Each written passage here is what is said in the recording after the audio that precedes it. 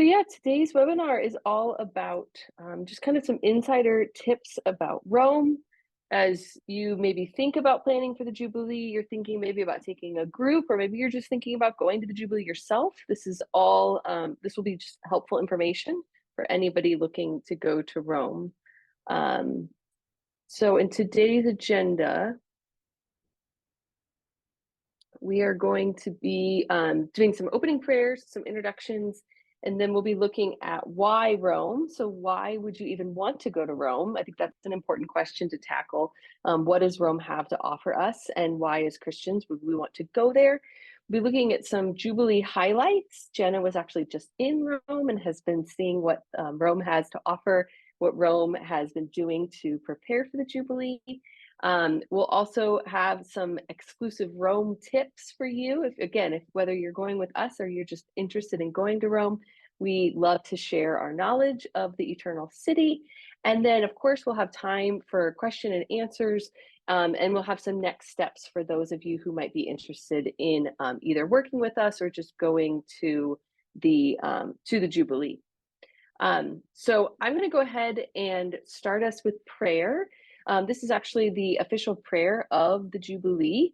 And so let's just quiet our minds and our hearts. We're all coming out of probably busy days, and just kind of get ready to just hear what the Lord has to say to us and for us as we begin to learn more about the city that's so dear to his heart. In the name of the Father, and the Son, and the Holy Spirit, amen. Father in heaven, may the faith you have given us in your Son, Jesus Christ, our brother, and the flame of charity enkindled in our hearts by the Holy Spirit, awaken in us the blessed hope for the coming of your kingdom. May your grace transform us into tireless cultivators of the seeds of the gospel. May those seeds transform from within both humanity and the whole cosmos in the sure expectation of a new heaven and a new earth, when, with the powers of evil vanquished, your glory will shine eternally. May the grace of the Jubilee awaken in us, pilgrims of hope, a yearning for the treasures of heaven. May that same grace spread the joy and peace of our Redeemer throughout the earth. To you, our God, eternally blessed, be glory and praise forever. Amen. In the name of the Father, and the Son, and the Holy Spirit. Amen. So some of you know us here at Verso, and for some of you, this might be your first introduction to Verso Ministries and the work that we do. So we're just going to take some time to kind of introduce you to our work and to us. And so I'm actually going to hand off and ask my colleague Jenna to introduce herself. My name's Jenna. I work in operations here at Verso. I've been with Verso since August of 2022. And so in my role at Verso, I am working basically to plan all the logistics pieces behind the scenes so that people can come on pilgrimage and go on pilgrimage and have all the details taken care of them and have an amazing experience. So I do a lot of work with our group leaders, do a lot of work with our partners abroad, have absolutely loved being part of Verso and participating in this work. And I'm really excited to be here and share all about Rome today with all of you. So my name is Joan Watson, and I'm the Pilgrim Formation Manager here at Verso, and I am in charge of helping our pilgrims get ready for pilgrimage, forming them through some of our resources, and then also helping them unpack afterwards. And so for the Jubilee, I'll be working a lot with group leaders and helping you form your pilgrims. I'm excited for that. And then also working with pilgrims themselves. Kwame is here as a participant, so you actually can't see him on screen, but he is here and with us in spirit. He is here watching with us, and he is our newest member of Verso, and we're so excited he's joined us. And so he works in sales, and so you're going hopefully to be talking and working with him as we begin to kind of look at Jubilee sales and helping you discern whether or not perhaps taking a group to Rome is something that would be good for your ministry or your apostolate or your parish. And so Kwame has been such a lovely addition to our team. We're so excited to have him here. And so he is here, even though you can't see his smiling face, but he is here as well. just a little bit about Verso. We are a pilgrimage company that really tries to offer these holistic handcrafted experiences because we believe it's important to be experts in both ministry and travel. And so a lot of travel companies just kind of send you off and they book your hotel rooms and they make your flights and they, get you nice hotels or restaurants.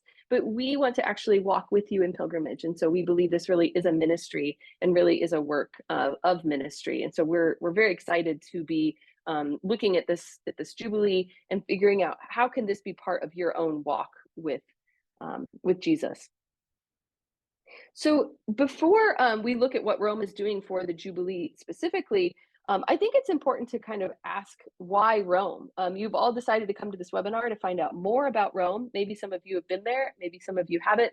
But I want to start by just asking some questions. And maybe you can put them in the chat if you know the answers. And just try. The question and answer is also open, that feature. So if you have questions along the way, don't hesitate to ask questions. But we have a little trivia here because I love trivia. And so Rome celebrates its birthday every year on April 21st. How many candles will be on Rome's birthday cake this year? Does anybody know? Chat's pretty quiet, so I'm going to reveal the answer to you here. That Rome is celebrating its 2,777th birthday this year. And tradition says that Romulus founded the city of Rome in 753 BC. The Romans take this very seriously. They really do celebrate their birthday every year on April 21st. They're very proud of their ancient heritage. How many square miles did the Roman Empire cover at its largest? So the Roman Empire was enormous. It was for a long time, it was the Pax Romana. It was a peaceful place. And as we'll see, this is important for the spread of Christianity. The Roman Empire is enormous. It has roads, as you know the saying, all roads lead to Rome. It actually had 5 million miles. It covered 5 million miles at its greatest expanse. And all roads really did lead to Rome. There were 25 major highways that led right to the capital city. No, this is a open-ended question. One thing I love about Rome is you really see how much of Western civilization comes to us through the Roman culture. And if we want to say how, the Roman culture either gave us new inventions or it perfected some other people's inventions. And so there are a lot of answers to this question. And we'll see in Rome the fruits of some of these inventions. Their concrete actually, scientists still study Roman concrete today because it's longer lasting than our own. Rome also has the oldest sewer system, which isn't very glamorous, but is very important for a healthy city. And while they didn't invent things like democracy or arches and vaults, they did definitely perfect them. And so we can see that in the heritage of Rome. So there's a lot that Rome gave us, and that's one of the reasons people love to go to Rome and to experience this. And this is why people think about the Roman Empire all the time. Who is martyred by Emperor Nero in the circus on Vatican Hill? I think I've been asking some difficult questions here, but hopefully many people know what saint was martyred on Vatican Hill.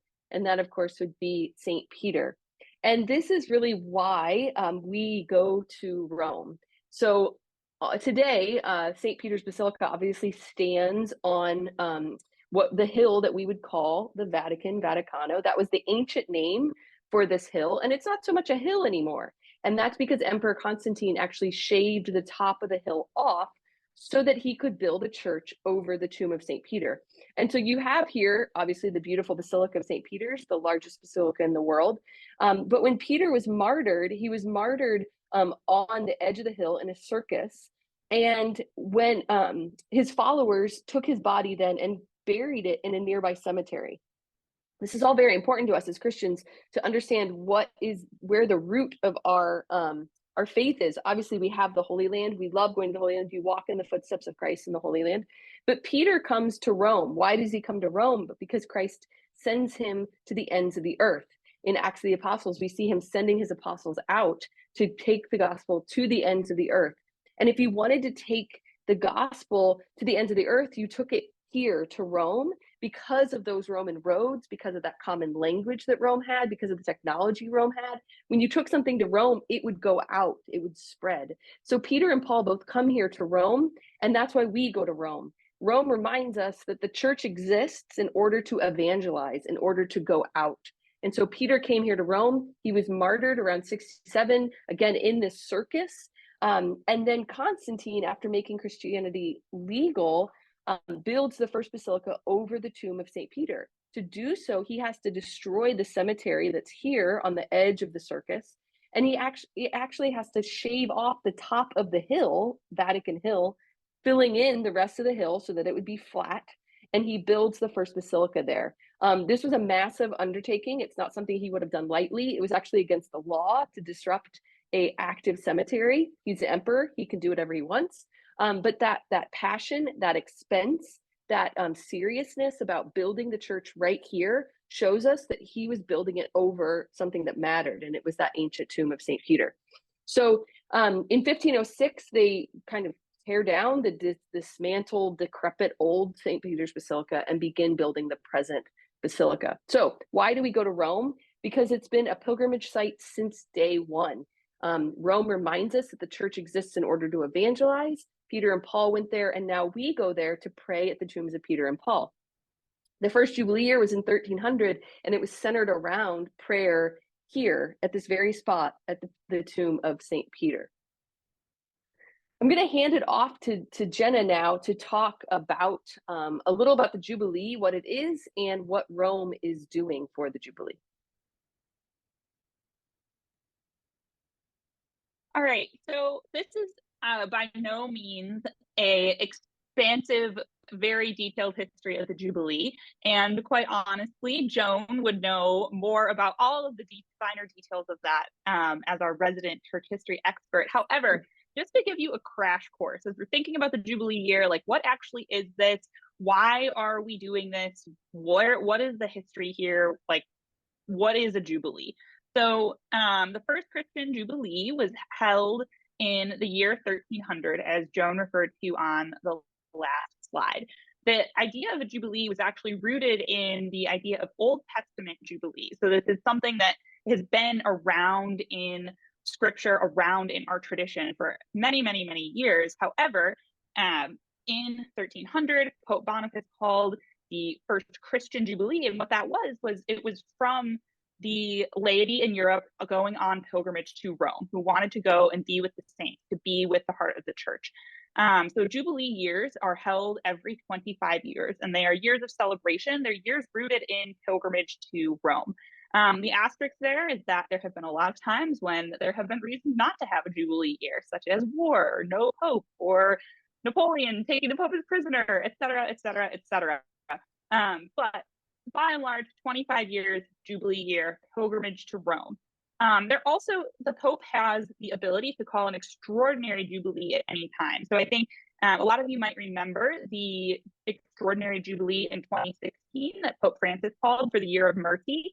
So that was a Jubilee year. There were holy doors that were open at that point. There were special events and celebrations centered around this idea of mercy. And the idea of mercy is really a central idea to what the Jubilee is.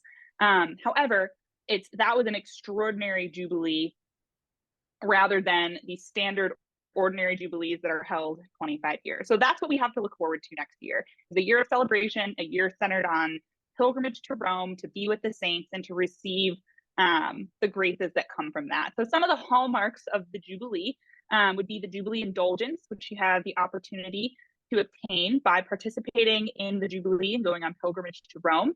Part of that is the reception of the sacraments, celebrating the Eucharist, sacrament, reconciliation, etc.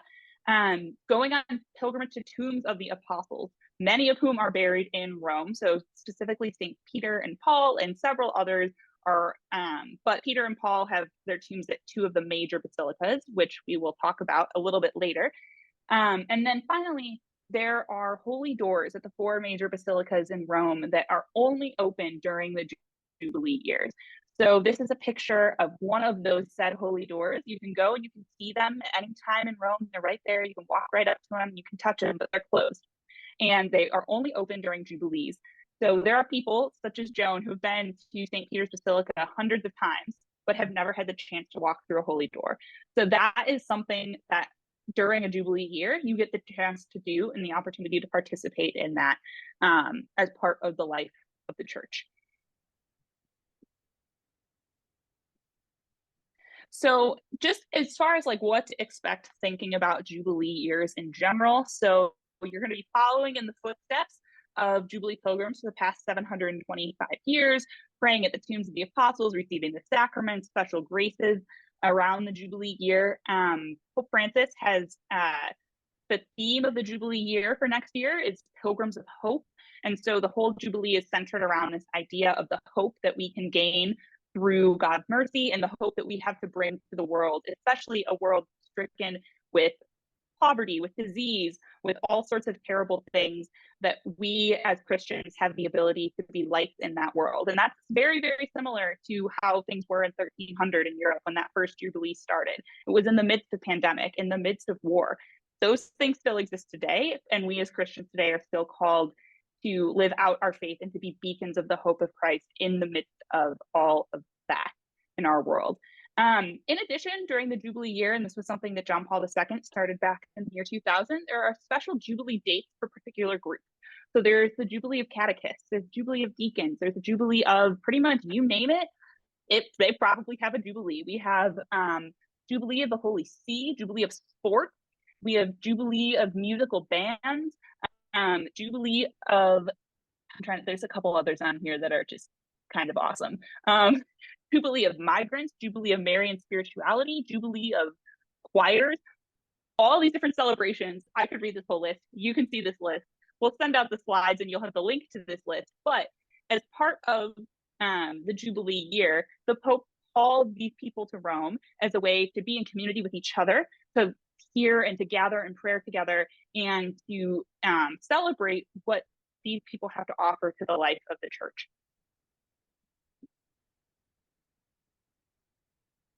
So that was a very brief crash course on what the Jubilee is, and we invite you to check out all sorts of resources that we have available that we'll be talking about later to learn more about the history of the Jubilee, more about some of the specific things that you might be seeing. But this next piece of what we wanted to talk about here is thinking about specifically this Jubilee next year. So I had the opportunity to be in Rome at the beginning of March for 2 weeks, and to do inspections, to have meetings with various different groups of people, and basically to kind of get the lay of the land as we prepare to bring many pilgrims to the Jubilee next year. So just some sort of like to paint a picture for you here. Rome is Rome, and Rome is going to be Rome during the Jubilee, just as Rome is today. If you know, if you have been to Rome before, you will know that this is the Mediterranean. Things don't operate on as tight of a schedule as they might if you were in Germany or Great Britain. And you have to be aware that maybe the bus isn't always going to come, or maybe 2 buses will come right at the same time, or then another one won't come for 45 minutes. And all these things are kind of a part of what make Rome such a unique and beautiful place. All of that is going to be on a much grander scale next year, because they are expecting 35 million pilgrims in Rome itself throughout the entirety of the Jubilee year. Just to put this in context for you, that's more people than have ever come to Rome in the history of them keeping stats on tourists coming to Rome. So it's going to be crazy. Since COVID, pilgrimage, yes, but also just tourism in Italy has skyrocketed. It is one of the most popular destinations in the world right now for pilgrimage and non-pilgrimage alike. If you've tried to plan a trip to Italy, you might have noticed that things have gotten a little bit more expensive in the past few years. And it's all because Italy is such a popular place, and the Jubilee is just going to add on top of that. However, the key to all of this is to being flexible and to understanding that, like, yes, there's going to be a lot of people. Yes, it's going to be crowded, but that's kind of exciting. It's a once in a lifetime event. It's an opportunity to be a part of something big. It's an opportunity to play an active role in a moment in history in the church. So we invite you to see that as something that's exciting and not scary. But that's just something that's kind of important to remember as you think about what the Jubilee is going to be like. And we will be in Italy multiple times throughout the rest of this year, kind of scoping things out and getting more information. So some of the things from my trip there that I think are particularly relevant to the Jubilee. So I had several meetings with members of the Jubilee committee while I was in Rome. So the Jubilee year is organized underneath the umbrella of the Dicastery for Evangelization. So within that dicastery, just basically like a department of the Vatican, there are people that are assigned to coordinating all of these events, to coordinating the different speakers they're bringing in and the different other stuff happening and how to handle the logistics of the holy doors and how to register people. So there's a whole committee of these folks in Rome, and there's a picture of the info point right in Vatican City right there. Anyone can go and walk in and meet some of them and get information. However, so in some of the meetings I had, some of the key points that I think are going to be really helpful for pilgrims to be aware of is the Jubilee app you can download already, and that is going to be kind of your key to the kingdom. So that's going to have information about all the different events. It's going to have information about your particular registration. It's going to have information about the different holy doors, the different things you can access, the different opportunities available to you. And similarly, part of the reason that app is going to be helpful is that that's where your registration is going to be contained. So because there are going to be so many people coming to Rome, in order to have access to some of these special Jubilee experiences, you need to register. You will need to register with the Jubilee committee. Registration, you can do it for free. It doesn't cost you anything, but it's a way for them to keep track of like how many people are here and where are they going and what are they doing. Another piece of that, just to be aware, is when you register, you're going to get a timed entrance through a holy door. So the holy doors are not something that you're just going to be able to like walk up and be like, I'm here in St. Peter's today and I'm just going to scroll on through. You're going to need to register with the committee and be able to then use the app to get into the holy door just to prevent, I mean, this is just classic crowd control management things. Another important point to think about in relation to the Jubilee Committee is, so there's obviously, yes, the holy doors, the pilgrim churches, the Jubilee indulgence, all of that stuff. But Rome is also going to be hosting tons of other cultural and spiritual events throughout the year. So just this morning, there was a press conference where they announced a Jubilee Film Festival that will be happening, as well as several art displays that will be happening throughout next year. And so that's just some of the many, many events. And all of that information is going to be in that app. So I encourage you to be on top of what those things are so you can take advantage of that as it's released throughout the spring and summer. Rome also takes advantage of the Jubilee every 25 years to do all of the construction projects that they have been waiting 25 years to do. So some of these projects that include a new metro line that they are building. Joni and I are placing bets on whether or not it will get done in time. So that's part of it. And like, it's literally going right through the heart of Rome. The problem with building metro lines in Rome is that every time you try and dig, you run into another ancient ruin that you can't just like plow to the side, so that you have to get the archaeologists involved, and it's a whole process.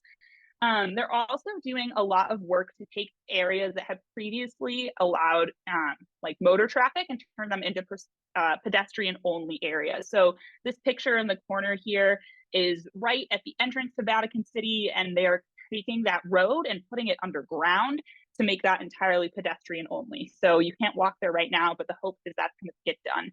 Another piece is that many, many churches are undergoing renovation. So the skylights that haven't been cleaned in 25 years, and the frescoes that need to be restored, and the tile that needs to be repainted, all of that's happening this year. So there's scaffolding all over the place, there's construction happening, so that next year everything is beautiful and good to go.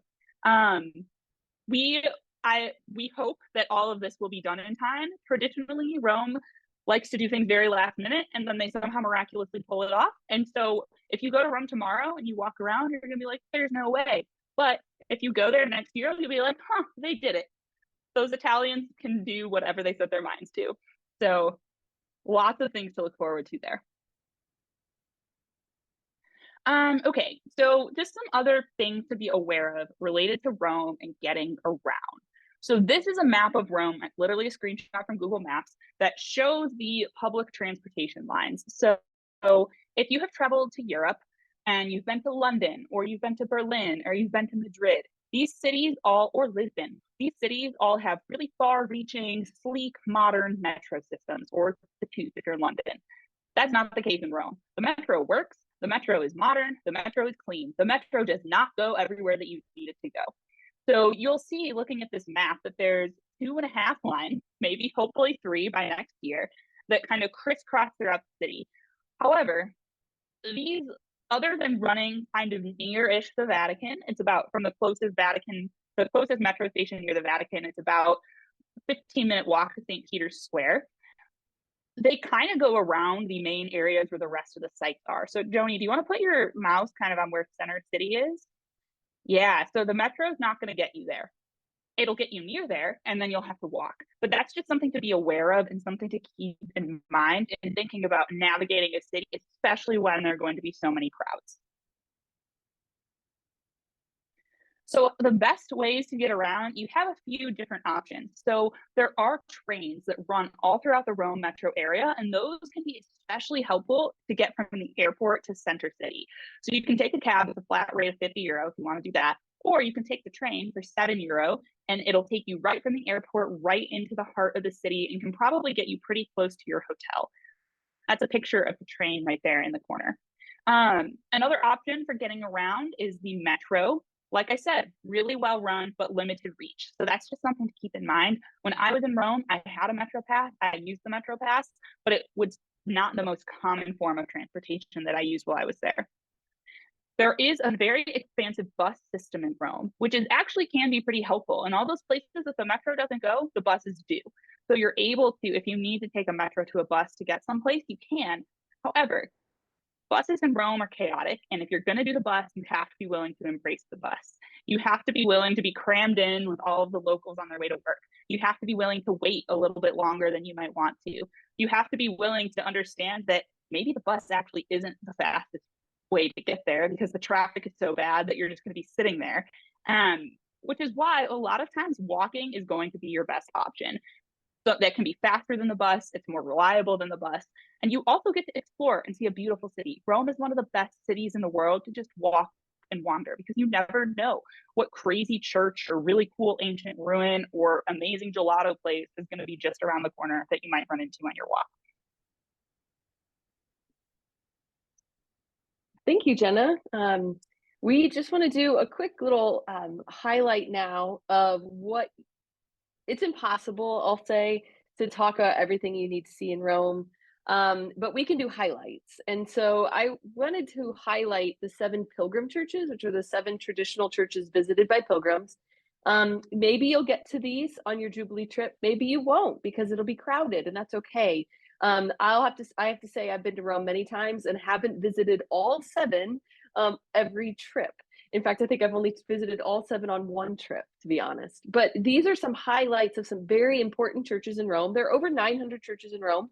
So again, we can't tell you everything that you need to go see, but these pilgrim churches are significant for several reasons. And again, I can't tell you everything about each church. I want to just give you the highlights. So the key of the next section is highlights. We're doing highlights, 7 pilgrim churches, and highlights of those churches. So the first one that probably comes to mind, of course, is St. Peter's Basilica. So of these 7 churches, 4 are major papal basilicas. There are 4 major papal basilicas where there is the altar where the Holy Father has Mass. The first one that probably comes to your mind is St. Peter's.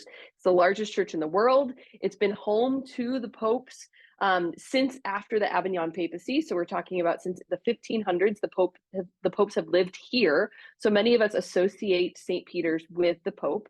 As I mentioned at the beginning, it's built over the tomb of St. Peter. And so if you drop a line from the ball on top of that dome of St. Peter's down, if you drop a line all the way down, it will go through that main altar that you see here, the beautiful baldacchino by Bernini that is under construction right now. Jenna mentioned a lot is under renovation. So when Jenna went to go see this was all under scaffolding. But if you drop a line, it would land within a foot of the tomb of St. Peter. So St. Peter's buried under the main altar. Many of the popes are buried here. We think about 140. Many of the popes' tombs, early tombs, have been lost to us. But we have St. Peter, Leo the Great, Gregory the Great, John the 23rd, John Paul II, Benedict the 16th is there, of course, the most recent pope to have passed away.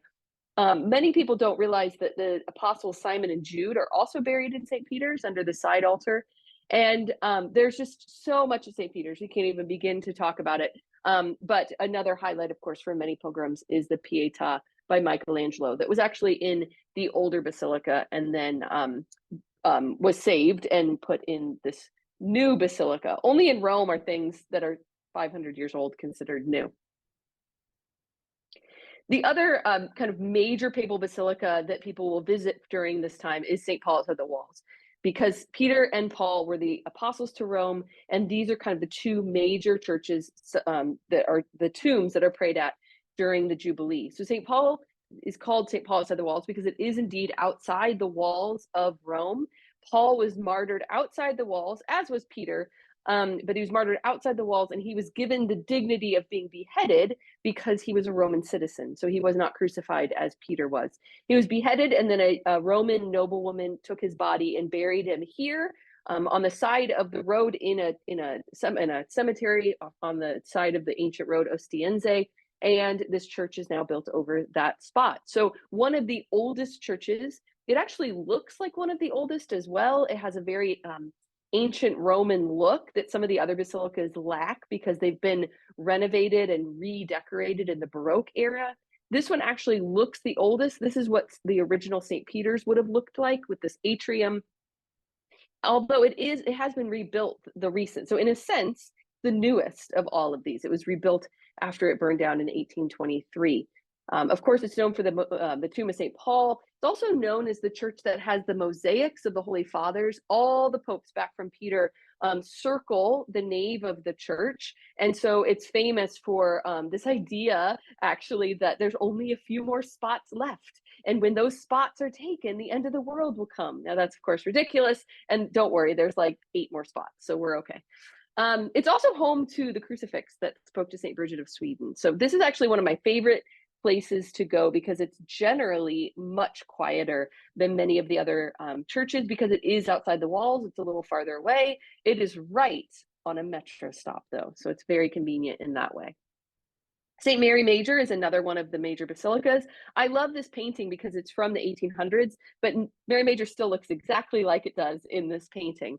It is built on the spot where snow fell on the, now we call it the Feast of Our Lady of Snows, August 5th. Our Lady appeared to a wealthy couple in a dream and told them to build her a church where snow fell the next day. The wealthy couple went to the Pope, who was their friends, and said, I had this crazy dream. I had this dream that you're supposed to build a church where snow falls.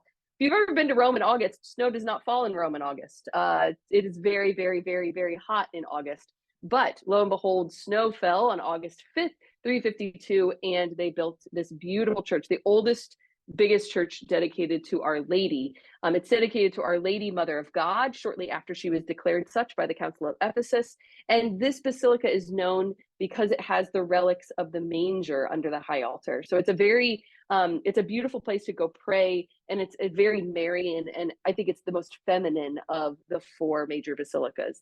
It's also home to a famous icon that is very dear to St. Francis's heart, or sorry, Pope Francis's heart, the Salus Populi Romani. It's that favorite painting that St. Francis goes and he prays in front of this painting. The painting is Mary, solace of the Roman people. He actually announced the day he was elected, I'm going tomorrow to go pray at this icon for the people of Rome, kind of surprising his security detail that didn't realize he was going to go do that. And he now prays there every time he goes on an international trip. He's actually also announced that when he dies, he wants to be buried in Mary Major in that chapel. St. John Lateran is actually the cathedral of Rome. And so we think of St. Peter's being associated with the Holy Father, but St. John Lateran, it's the oldest church in Rome, the first public church after Christianity was legalized, and it is the cathedral. So this is where the popes lived prior to living at the Vatican. So for most of the church's history, they actually lived here, not in the Vatican. This is known for having relics of Peter and Paul. The skulls of Peter and Paul are above the main altar, and it also has a relic of the table of the Last Supper. This is one of those things that a lot of people miss. Things in Rome aren't labeled in 10 languages like they might be in a museum in America. And so you can go to many of these churches and not even really know what you're seeing, which is why it's important to go and prepare and maybe go with a group like Verso that's going to tell you what to look for. When you go to John Lateran, you want to go to the back of the church. You want to look up above the tabernacle, and that piece of wood above the tabernacle is the table of the Last Supper. You don't want to miss that. So those were the four major basilicas. The three minor basilicas that are featured as the 7 pilgrim churches. One of them is very close to St. John Lateran. It's called Santa Croce in Gerusalemme. I included both the Italian names on the slides because that's where how you're gonna see them labeled in Rome, of course. That simply means Holy Cross in Jerusalem. This was the mother of Constantine, St. Helen. This was her private chapel in Rome. She went to the Holy Land, of course, discovered the true cross, built the Church of the Holy Sepulchre. We have so much to thank her for in the Holy Land. Identifying these spots of our Lord's death and then our Lord's birth. But she brought a lot of the relics back to Rome and she put them in her private chapel. That's very Roman. Go and take it and put it in Rome. So the church is actually built on soil that she brought back. When you're the empress of the empire, you can do whatever the heck you want. So she brought soil back from Jerusalem, built the church on soil from Jerusalem, and now the side chapel of the church has relics from the Passion. So a large piece of the cross, a nail, thorns from the crown of thorns, St. Thomas's finger, because as we'll hear in the gospel this coming Sunday, right, it's the finger that touched the wounds of Christ. And again, this is one of those churches that a lot of people don't know about or don't bother to go down the street and go visit. And it's often empty. And so you want to go with a good tour guide, or you want to go armed with good resources so that you know about these jewels. St. Lawrence Inside the Walls is actually one of my favorite churches, very frequently missed by pilgrims. It is actually closer on the outside the walls, close to Termini, the big metro stop. And this has the tomb of St. Lawrence. St. Lawrence the deacon is well beloved by Romans. There's, I think, more churches named for St. Lawrence in Rome than any other saint. It's also the place where St. Stephen, the deacon from Acts of the Apostles, is buried, and St. Justin. Pius IX, Blessed Pius IX, is buried out here as well in a beautiful, beautiful chapel. And I think San Lorenzo is fascinating because this neighborhood was hit by Allied bombs. It was the target for a massive Allied bombing attack during World War II. Lots of 700 casualties, like 4,000 injured, and you can still see parts of where the church was in the inside of the church where the bomb shrapnel hit. You can still see part of a bomb that didn't explode. And Pius XII went out, left the Vatican to go comfort the people. So historically, this is, I think, a really fascinating church as well. The last of the 7 pilgrim churches is San Sebastiano, again outside the walls. This is south of town, near the catacombs. It's adjacent to the catacombs, named after St. Sebastian, and has the tomb of St. Sebastian, patron of athletes. This is briefly where Peter and Paul, their tombs were moved, their bodies were moved briefly because they were worried that they would be stolen. So they hid them out here for a little bit. And St. Philip Neri had a mystical experience in this church. St. Philip Neri is considered the 3rd apostle of Rome, experienced this great call of evangelization and missionary zeal here, and then ends up trying to reconvert the city of Rome. And he's the one that gives us these tradition of the 7 pilgrim churches. This is just kind of for fun. I wanted to share some exclusive like Rome tips. If you're going to Rome, some things that you might not hear other places that I want you to be prepared for. Number one, the coffee culture obviously is very important in Rome, but it's very different than our coffee culture. There's some things about American coffee culture that is coming to Rome. There's a few coffee shops that have opened where you can sit and study and visit. But for the most part, Italians stand to drink their coffee in the morning. So they go into their coffee bar, they order an espresso or a cappuccino in the morning, and they stand, they drink it, they kind of shoot their espresso, and they go on their way. And so this idea of like carrying your coffee to go or like sitting and lingering, that American kind of coffee culture, again, is starting to grow over there, but it's not the norm. In many places, you'll actually pay for your coffee. You'll tell the person at the cashier what you want. They'll give you a little ticket, and then you'll take it to the barista and he'll look at your ticket, tear it, and give you your coffee. It's such a great experience to really enter into this local culture that I love kind of finding the coffee bar near my hotel and going there several mornings. Maybe it means waking up early before, everyone else is waking up and going to breakfast at the hotel and meeting the bus. But getting up early and going to get coffee, you'll start to see kind of the same people at the coffee bar. And it's just something I really love about Italian culture. There's some basics for you about how how to order your coffee. My biggest tip is don't order a latte. Starbucks has really affected our ability to order coffee. Lattes, that simply means milk. So you don't want to go into a coffee bar and order latte. They will look at you funny. So a venti latte is 20 milks. So don't do that. Food, of course, the food in Italy is amazing. And I could probably do a whole webinar just on the food. But just some quick tips. One of my favorite lunch options when you're on the go is pizza, as you see it here.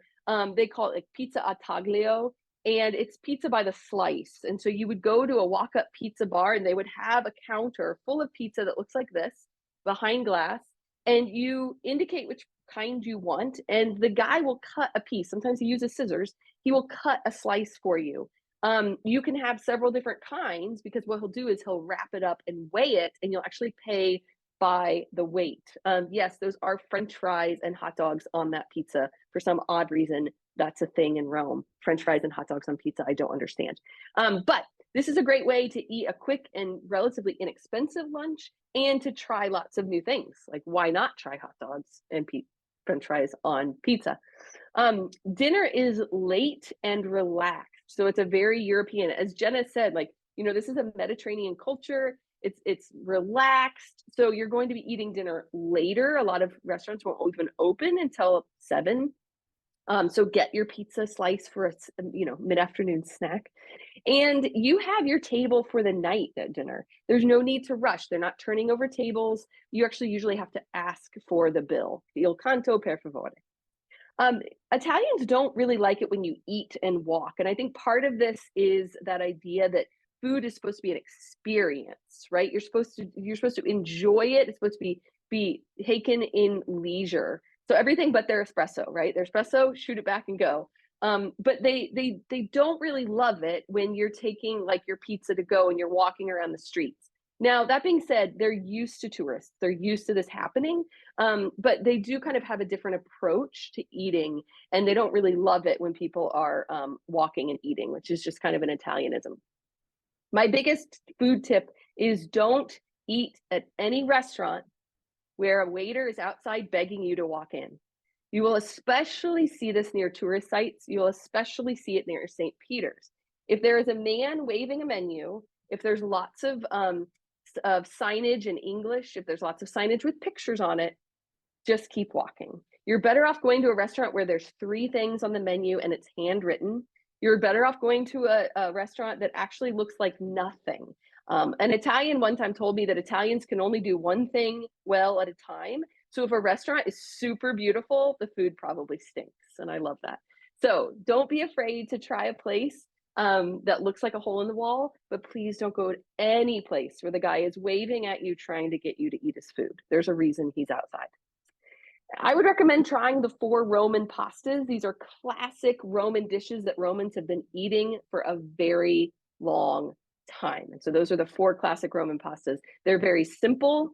They only have a few ingredients, but they are delicious.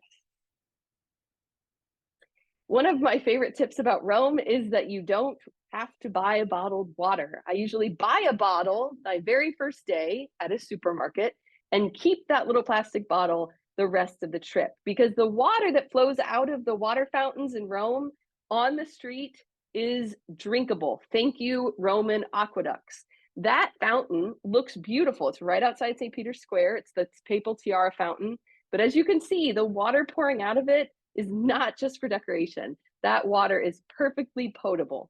So don't be afraid to drink the water that's coming out of the fountains. The one on the bottom right is called a nazzone, which is nasal, a nose fountain. And those are very, very common. I think there's something like 3,000 throughout the city of Rome. And as you can see, people use it to wash their hands. You can fill up your water bottle. You can actually plug up the water that is flowing where that little boy is washing his hands. You can plug it up with your thumb, and there's a hole at the top of the spigot that comes out and makes it like a drinking fountain we have here.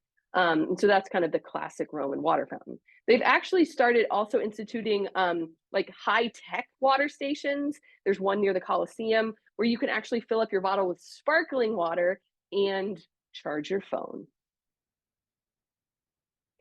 My last tip, my last kind of category of tips is about prayer, because actually finding quiet in Rome for prayer can be quite challenging. And so we have put together an ultimate guide to the Jubilee. I have a link on it in the next slide. And in that ultimate guide to the Jubilee, I actually included 10 places that are good for quiet prayer.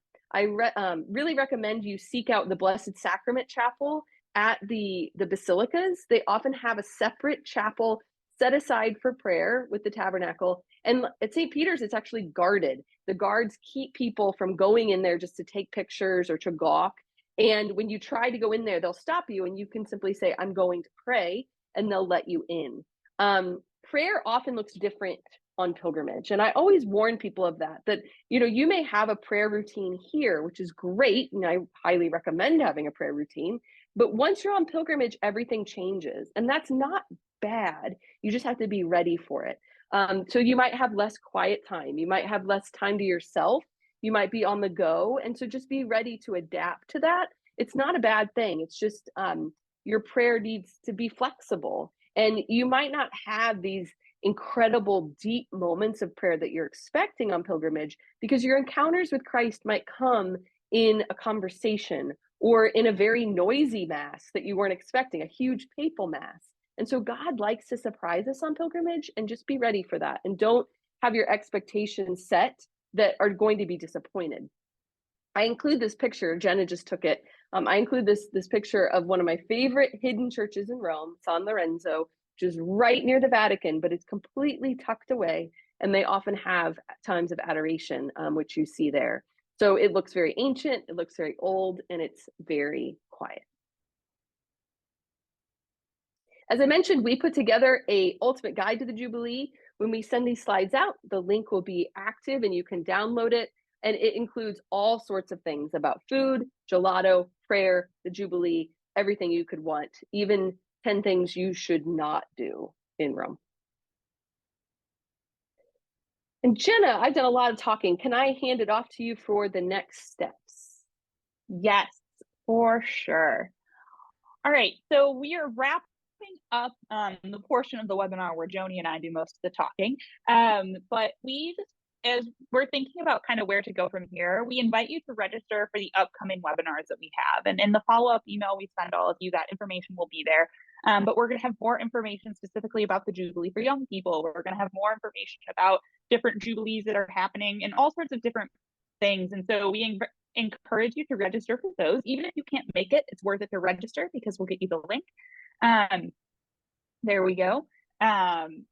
So all sorts of different webinars coming up. And then if you have like more specific questions, or you want to know more about, hey, like, I think I actually want to go to the Jubilee, what is that going to look like? We invite you to schedule a discovery call with Verso. There's no pressure.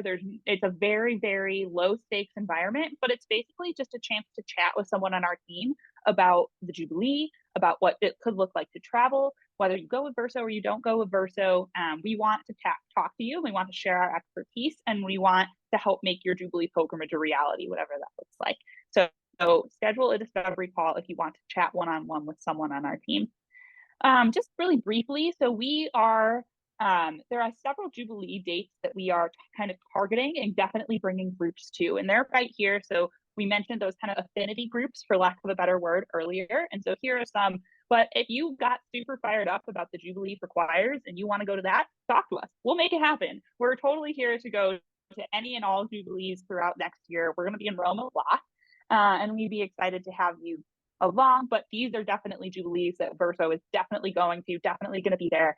So if you or someone you know are interested, please let us know.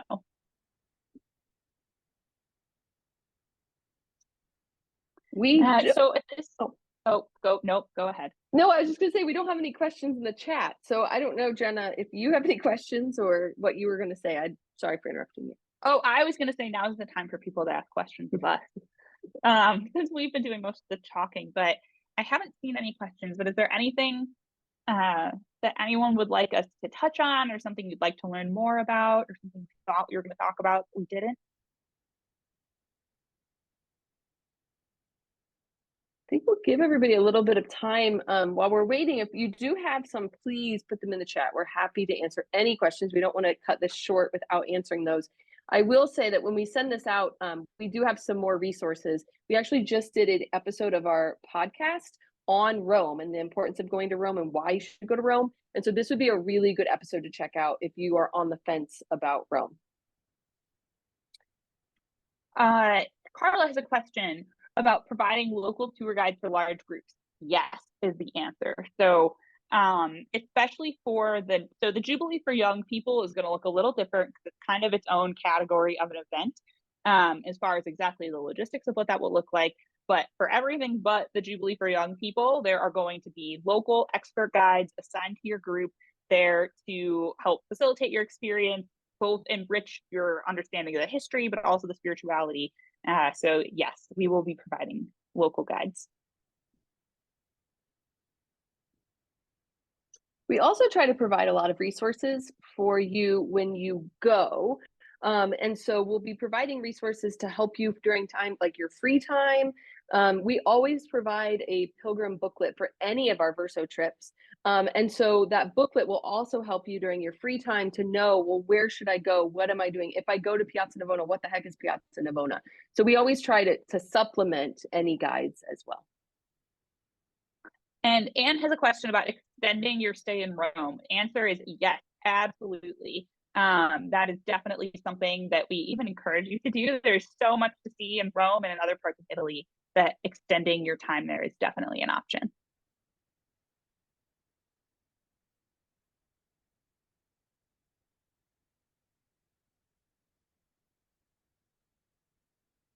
Those are great questions. And as always, we are available to talk. We are available via email. So I brought up the contact us slide so that you can reach out to any of us with more questions, whether that's about Rome, whether that's about the Jubilee, whether that's about Verso in general and what we offer. We don't just go, obviously, to the Jubilee. So if you're thinking, you know what, I think I want to go on pilgrimage in 2025, but I don't want to go to Rome because it's going to be so crowded, we're happy to help you with that as well. So don't hesitate to reach out. Again, schedule that discovery call. Like Jenna said, there's no pressure whatsoever. We would just love to answer your questions and discern whether or not a pilgrimage is right for you at this point.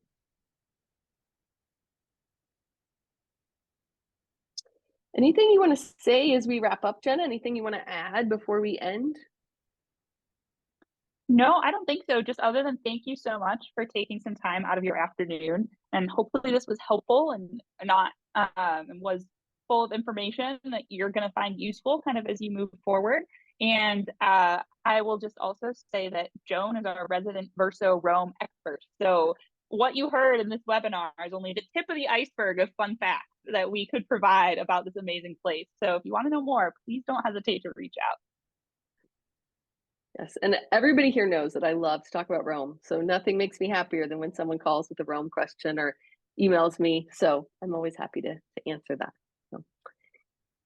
Well, thank you so much for joining us. I echo Jenna's words. Thanks for taking time to join us. If you have any other questions, don't hesitate to reach out. I'm so grateful. We have such a great team here at Verso, and really, we love helping pilgrims. That's why we exist. And so please don't hesitate to reach out. No question is a silly question, and we would love to help you in any way we can. So God bless. We'll be sending a recording of this webinar as well as the slides to you shortly. And yeah, and please join us for another one of the webinars that will be full of more information about various aspects of the Jubilee. So thanks so much, everyone. God bless.